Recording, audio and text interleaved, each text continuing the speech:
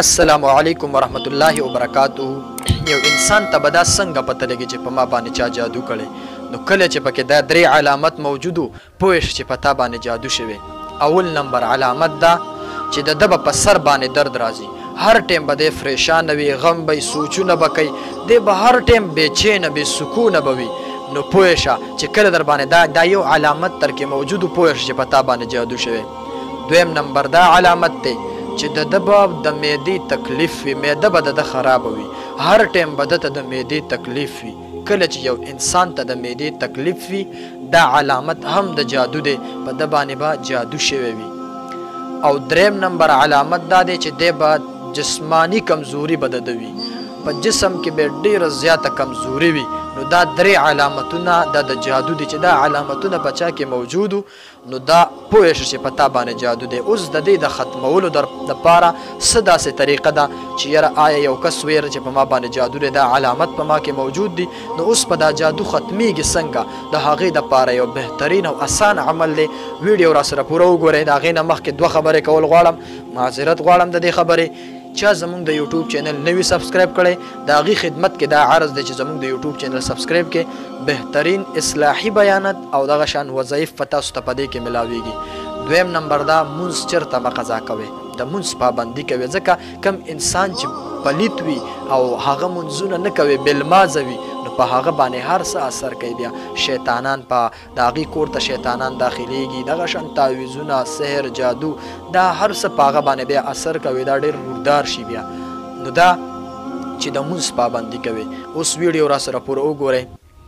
یو عالم دی د حقانی، هغه وی چې ما د یو جادوګر سره چیلنج کېښودو چې ته په ما جادو که په ما دې اثر وکړي. هغه جادوګر په ده باندې جادو وکړو. عطاء الرحمن صاحب دی که کوم دی اوس مې ذهن نه ووتو هغه نوم، د دارالعلوم حقانی دی، هغه دا وظیفه ښودلې. هغه وی هغه جادوګر یو دوه درې ورځې بعد مړ شو. زه د هغه جنازې له لاړم، ما یې جنازه وکړله. هغه په ما باندې جادو کړی خو چونکې هغه په ما جادو کړی خو چرته زما په سر باندې درد هم نه دی راغلی، ما ته جادو هېڅ هم نه دی ویلی. دا ولې؟ دا د دې وظیفې په برکت سره هغه عمل څه دی؟ ډېر اسان عمل دی.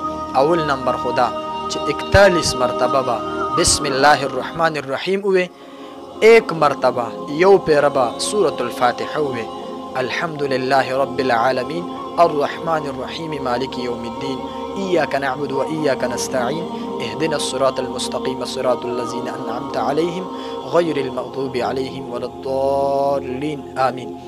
دا به چې کوم دی یو پیره ووې. د هغې نه بعد به آیت الکرسي، دا به 7 ځله ووې آیت الکرسي.